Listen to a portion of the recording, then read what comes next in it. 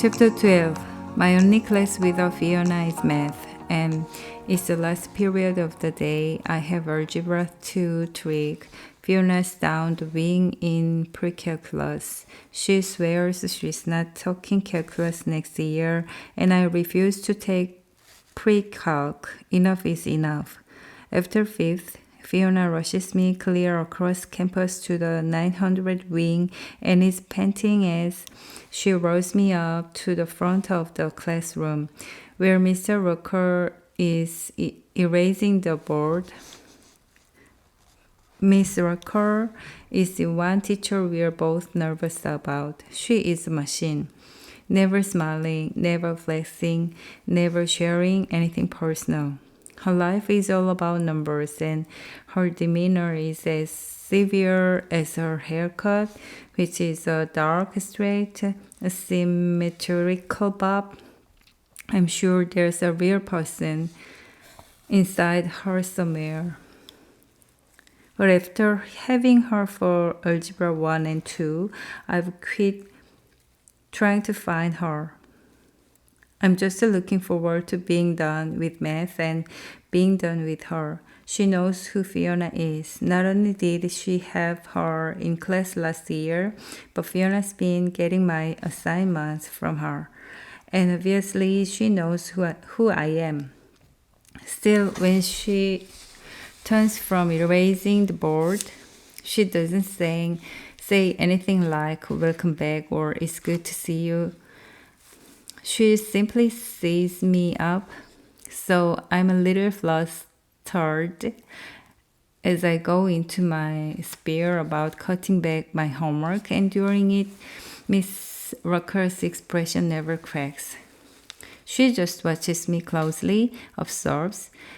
It's like data in process response. Only the response seems to be taking a very long time.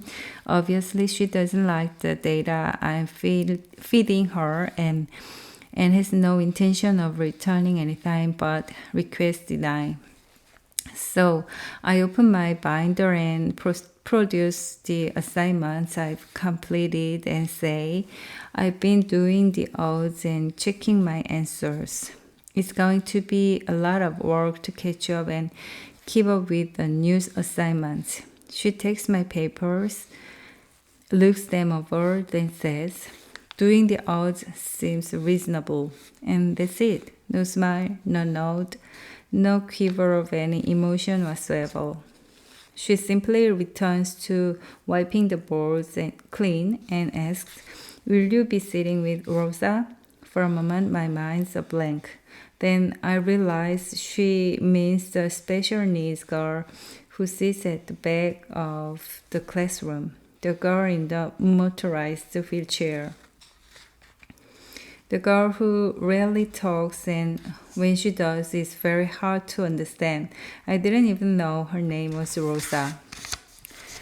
There's plenty of room at the table. Miss Rucker says without looking over her shoulder. Inside I panic. Yes, I'm missing a leg, but the rest of me is, well, it's normal. Do people think I'm special needs now? Is that how they see me? No, they can't. But if I started sitting with special needs kids, that is what people will think. It just is. Miss Rucker turns and gives me a cool blank look.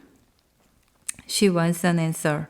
My mind is a flurry of contradictions. I want to lie and say I'm nearsighted, that I needed to be up front in my own chair, that I hope just fine. But I also think about my terror in returning to school. Feeling like a freak. Is that how Rosa feels? I've never stared at her, but I have overlooked her. No, the truth is, I've totally acted like she isn't there. It's been easier, less uncomfortable for me. Sure, I tell Miss Locker. I'd be happy to sit with Rosa. She cocks her head ever so slightly, then turns to finish wiping the board. So I get situated alongside Rosa, and Fiona dashes off to classroom. Then the tardy bell ring and everyone falls silent, waiting for Miss Rocker to speak. There's no "let's welcome Jessica back." Just business as usual. Homework out, papers exchanged, lesson reviewed.